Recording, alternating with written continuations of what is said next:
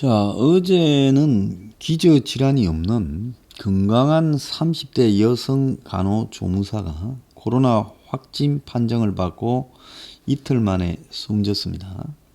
이전에 앞서 진단 검사를 할 때는 음성이 나왔는데 갑자기 죽었어요. 그래서 이 경주의 한 병원에 임시 휴진 안내가 붙어 있는데 이 병원의 간호조무사가 사흘 전에 판정을 받고 20일 날 숨졌습니다.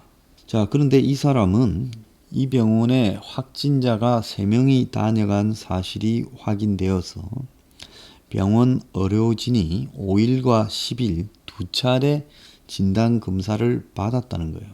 그래서 전 의료진이 두 차례 검사를 받는데 모두 음성 판정을 받았다는 겁니다. 그런데 10일 날 다시 또 발열이 있었어요. 두 번째 받은 날. 그래서 보건소에서 검사를 했는데 그 다음 날 음성 판정을 또 받았다는 겁니다.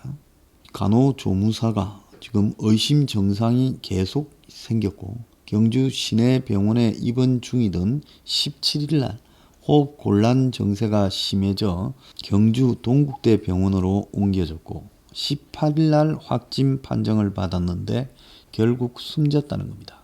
요약을 하자면 5일, 10일 두 차례 검사를 받았고, 자, 그래서 10일 날도 발열이 있어서 한 번 더 검사를 받았는데 11일 날 음성 판정을 받았고, 그런데 계속 증세가 진행이 되어서 병원에 입원했고 17일 날 큰 병원으로 심각한 상태라서 옮기고 18일에야 확진 판정을 받았다는 겁니다.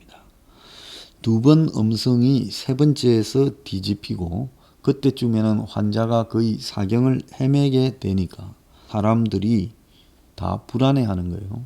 두 번 음성 판정 나온 게 뭐냐? 처음부터 일찍 그냥 양성이 나왔더라면 사람 안 죽었을 거 아니냐?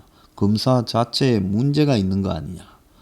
방역당국은 진단검사 결과 자체에는 문제가 없다. 확진자와 접촉 이후 잠복기를 거쳐서 양성으로 되려면 시간이 필요하다. 이렇게 이야기를 지금 하고 있습니다. 물론 정권이야 이 문제에 대해서 편리한 대로 이야기하기가 좋겠지요. 그래서 정권은 걸렸다고 바이러스 양이 다 나오는 게 아니라 잠복기 단계에 갔을 때는 바이러스 양이 작아서 음성으로 나올 수 있다. 그러다가 그게 확 번지면서 나중에 바이러스 양이 많아져서 양성이 나올 수 있다. 그래서 두 번째 검사와 세 번째 검사, 그러니까 10일 검사와 18일 검사 사이에 잠복기에 병세가 악화되어서 숨지게 되었다. 이렇게 이제 방역본부에서는 해석을 하고 있습니다. 지금 약사들도 K방역에 기여를 많이 하고 있죠. 그런데 서울 시내에만 지금 2042곳의 약국에 확진자가 방문한 걸로 사후 추적으로 확인되고 있습니다. 한 약국에는 확진자가 3차례 이상 방문한 적도 있다는 거예요. 그래서 요즘에 이제 약사들도 환자들 설명을 듣고 선별 진료서도 보내고 또 환자인데 안 받을 수도 없어서 받고 있지만 불안하다. 그런데 지난 10월 달에 서울 성동구의 70대 의사가 코로나 확진 판정을 받은 뒤에 사망을 했다고 합니다. 확진자 방문에 따른 감염이었어요. 그 해당 약사와 함께 확진 판정을 받았던 그 약사의 배우자도 사망을 했다고 합니다. 그러니까 약사 부부가 확진자 방문 이후에 감염이 되어서 사망했는데 이런 기사가 전혀 언론에 나오지 않고 약사들 사이에서만 시시하다가 이제서 나온다는 거예요. 또 다른 지역에서는 한 확진자가 양성 판정을 받기 전에 일주일간 매일 약국을 감기로 착각해서 방문하고 나서야 선별 진료소를 갔다라는 이야기도 있습니다. 부천의 그 효플러스 요양병원에서 전담 병상을 배치받지 못하고 계속 사망하는 사태가 있다고 말씀드렸습니다. 11일 확진된 80대 여성 환자 3명이 20일 사망을 했다는 거예요. 자, 해당 병원은 의사, 간호사, 환자 등이 집단으로 격리되어 있는 코호트 격리 상태에 있습니다. 이 요양병원에는 13일 70대 남자의 죽음을 시작으로 13명이 이 병원에서 병상을 기다리다 숨졌어요. 대기 중 사망에 요양병원을 빼면서 이 사람들은 다 빠졌는데요. 그래서 이 병원에는 지금 환자 63명, 직원 16명이 대기 중인데 방역당국은 지속적으로 전담 병상을 요구하고 있으나 해결되지 않고 있다는 겁니다. 옛날에 패스트가 유행할 때요. 패스트가 돌면 패스트 환자 집을 이렇게 못을 박습니다. 약간의 식량을 주고 나오지 못하도록 하고 마을 사람들은 그 집 주변에서 떠납니다. 그래서 환자들을 집에 강제 격리를 시켰죠.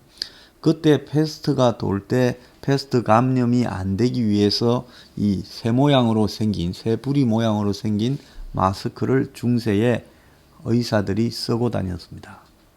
그래서 이 중세에 패스트가 걸리면 본인 상태가 어떻든 관계없이 걸렸다고 주변에서 알면 집에 못을 박아서 그냥 갇혀서 죽도록 만들든가 아니면 강제로 죽음을 당하기도 했습니다.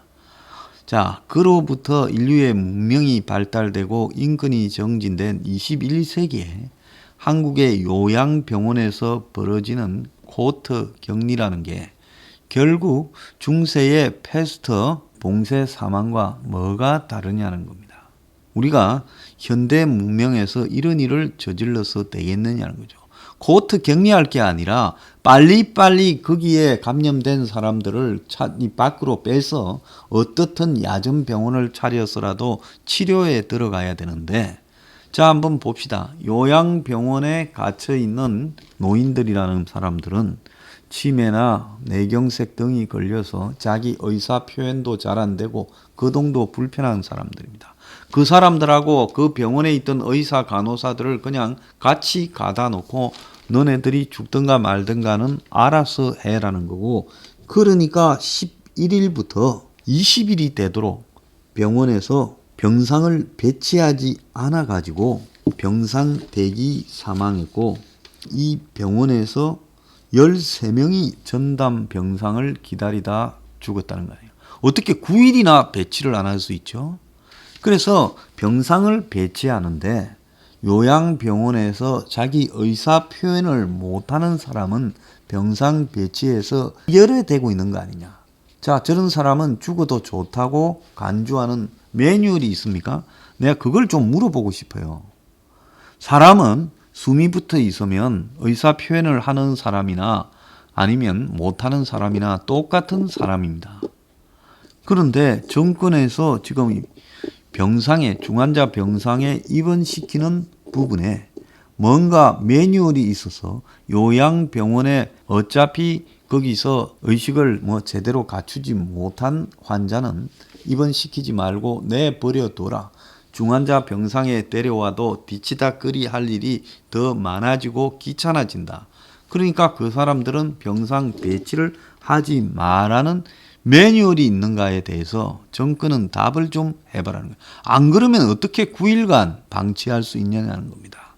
제 입장에서 이런 분들 강조한다고 누가 저한테 박수치지 않습니다. 우리 사회에서 다 잊혀진 사람이지요. 가족들도 그냥 요양병원에 코호트 격리됐다 하면 다 그냥 돌아가시겠구나 생각하는지 어떤지 모르겠는데요. 이 코호트 격리에 대해서 지금까지 항의하는 가족 하나 보지 못했어요.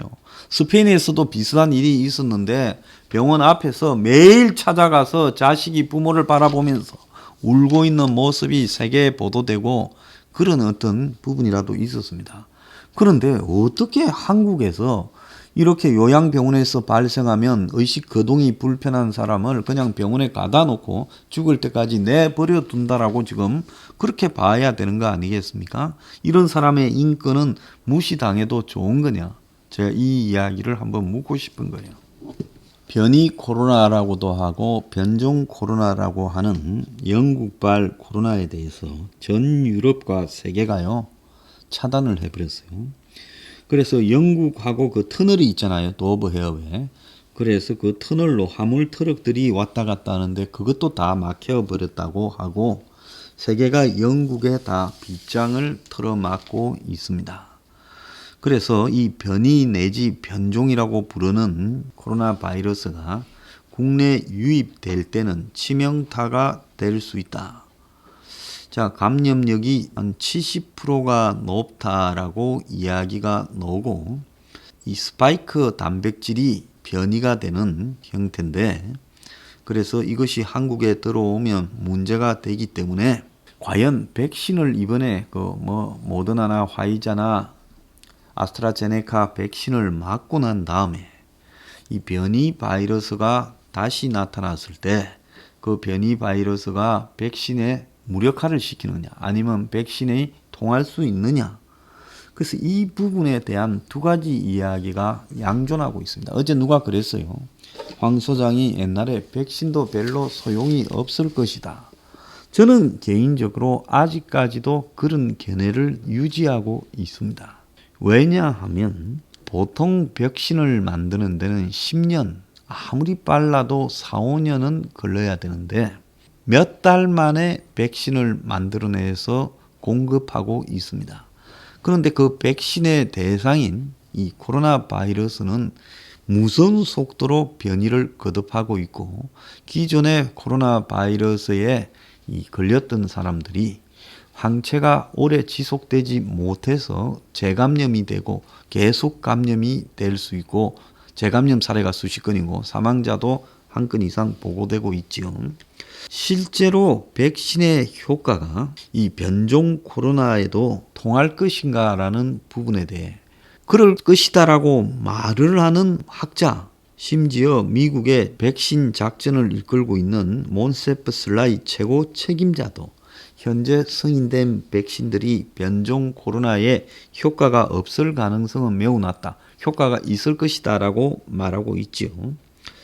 백신의 변종이 매우 빠른 속도로 구조 변화를 RNA 등에서 일으켜 갈 때 이것이 일반화를 대상으로 만드는 백신이 유효할 것인가라는 부분은 기존의 코로나 바이러스의 항체 존속 기간이 2달 내지 3달밖에 되지 않는다.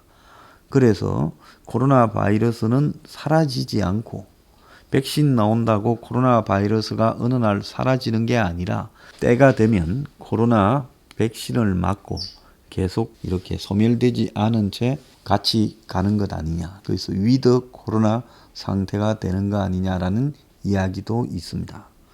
그래서 지금 백신이 접종되고 있으니까요.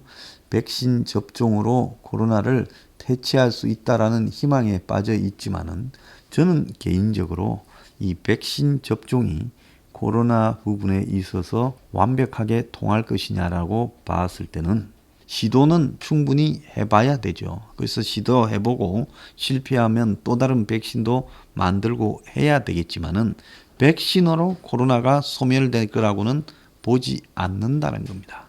왜냐하면 코로나 바이러스의 구조나 성격에 대한 규정을 다 하지도 못한 상태에서 백신을 급하게 만들었기 때문에 백신이 코로나의 바이러스의 일부한테만 통하는 수준으로 만들어졌을 가능성이 매우 높다고 보고 있습니다.